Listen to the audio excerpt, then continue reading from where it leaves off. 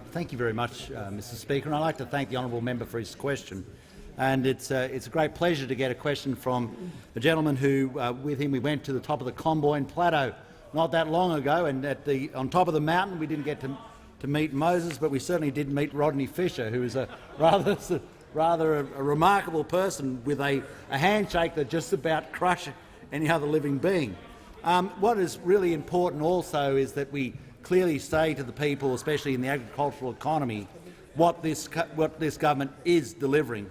9.7% growth for the year ending 30th of June 2014 in agriculture, and rural exports have grown by that amount. Rural exports grew a further 7% to the 30th of June 2015. And, Mr Speaker, in the first quarter of the 15-16 year, in comparison to the first quarter of the previous year, they're up 12.3%. So often, Mr Speaker, the opposition asks questions about revenue. We actually deliver the answers. We actually deliver the outcomes that actually has our nation earn more money. But I'm very excited, Mr Speaker, about the work that we are doing, especially around the white paper, especially around dams. We have a great vision for dams, a great vision for dams in the for stage 3 of the Ord, for the feasibility study for Nalinga Dam, for the resource assessments of the Mitchell River catchments. These are all part of a $50 million tranche of money which will roll out, followed by a further $450 million, as this nation has a better place to be. This nation still has a vision. This nation still has the requirements. This nation is still brave enough to build dams, and we will build dams.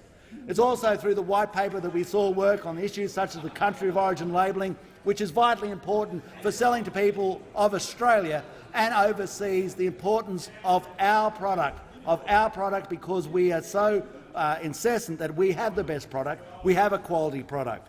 And if you go away from there, we also have seen, and we saw up on the Comboyne Plateau, the money that has been delivered and how that outcome, by reason of 100% write-off on water reticulation, so that people can upgrade their water infrastructure.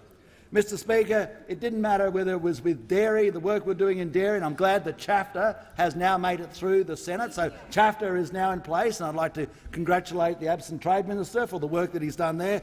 But this is all part of the process of how we have a vision, a strong vision for people on the land, where we can actually show the figures that we are delivering greater export income for our nation, and that we are actually going to continue this work on as we roll out further in dams, further in research and development, further in fencing, further in water reticulation.